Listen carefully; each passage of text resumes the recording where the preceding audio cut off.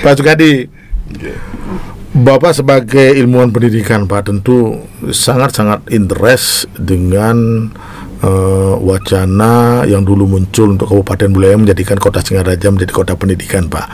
Nah, kalau boleh saya tahu, Pak, ide untuk munculnya Singaraja menjadi kota pendidikan itu sebenarnya dari mana, Pak? Baik, terima kasih. Kebetulan saya terlibat memang dari awal. Nah, gimana ceritanya, Pak, di awal itu? Ceritanya, kalau tidak salah waktu itu Pak Setda yang sekarang, Pak Setda, Pak Gede Suyase ya. Beliau menjabat sebagai Kabid Pendidikan Menengah mungkin di Dinas Pendidikan. Ya. Nah, beliaulah yang saya tahu punya gagasan bagaimana kemungkinan untuk menjadikan Kota Singaraja sebagai kota pendidikan. Nah, saya pertama yang diminta untuk menulis soal itu. Ya. Jadi saya sangat mendukung ide Singaraja sebagai kota pendidikan karena saya memang melihat saya lama besar hidup dan punya pengalaman di Buleleng, khususnya di Kota Singaraja sejak saya mengikuti pendidikan S1 di Singaraja. Saya tidak melihat Kota Singaraja sebagai kota pendidikan semata-mata hanya dari banyaknya lembaga-lembaga pendidikan, gitu. Tapi saya lebih melihat iklim pertama, bahwa Singaraja itu sebagai kota pelajar dalam pikiran saya dulu kota itu pelajar lebih cocok. Mengapa? Karena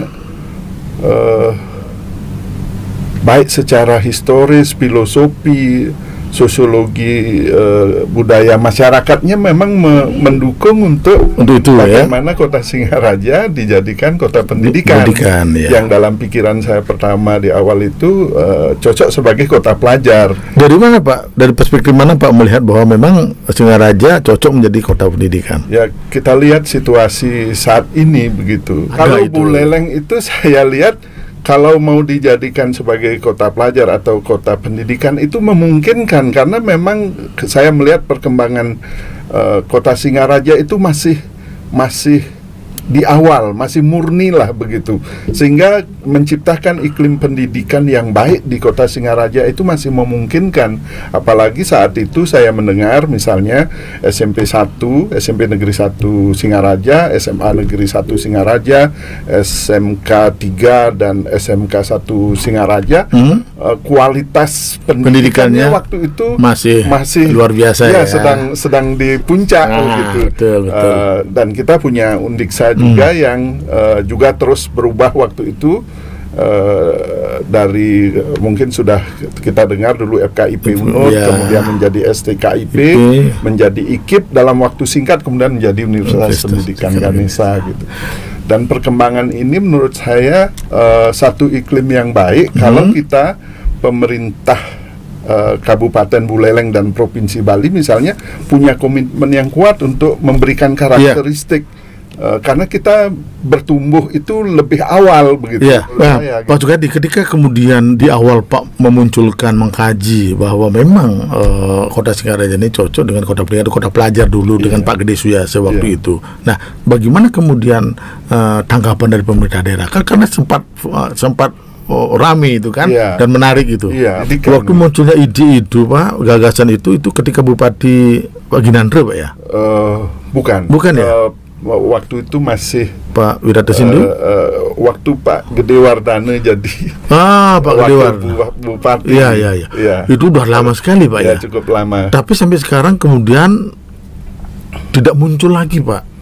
Kenapa kira-kira ini? Saya lihat di Pengkap sendiri, termasuk di DPRD, kan saya sebenarnya dapat tugas waktu itu, ada satu CP yang diberikan tugas untuk mengkaji kemungkinan untuk bagaimana pemikiran ide-ide tentang kota pendidikan itu bisa dibuatkan peraturan daerah, sehingga betul-betul bisa menjadikan Kota Singaraja itu punya karakteristik sebagai kota pendidikan gitu.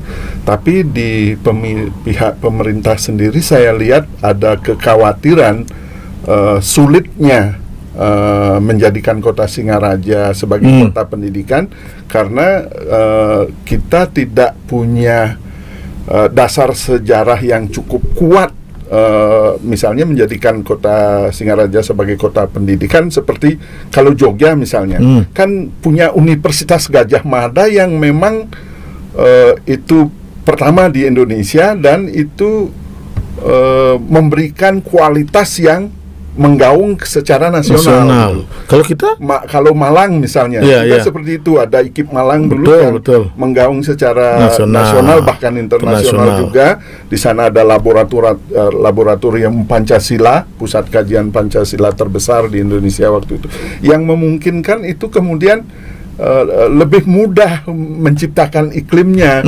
Orang dari seluruh Indonesia datang ke sana. Nah, kita belum punya mimpi-mimpi yang besar, walaupun tadi saya katakan SMP 1 misalnya, sudah besar waktu itu, sudah cukup memberikan gaungnya secara nasional, tapi belum punya kekuatan yang besar untuk menarik minat orang datang ke Singaraja. Dan itu terbukti sampai sekarang. Undiksa saja sebagai perguruan tinggi negeri satu-satunya di Bali Utara, jumlah mahasiswa kita kan masih sangat terbatas. Sekarang itu masih sekitar 14.000. Sementara perguruan tinggi Udayana misalnya, itu anggaplah yang paling kecil juga itu kalau dibandingkan dengan perguruan tinggi Gadjah Mada misalnya gitu. Itu kan baru sekitar 18 sampai 20.000 lah begitu. Sementara kalau Gadjah Mada itu sudah di atas 40.000-an gitu.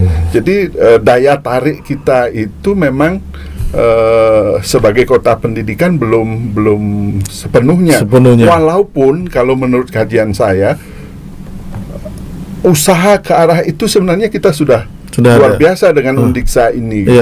Kenapa? Karena pertumbuhan jumlah mahasiswa di Undiksa itu meningkat terus, dan itu tidak hanya untuk mahasiswa dari Bali, dari luar Bali. Undiksa sendiri sekarang sudah hampir berasal dari 33 provinsi di Indonesia.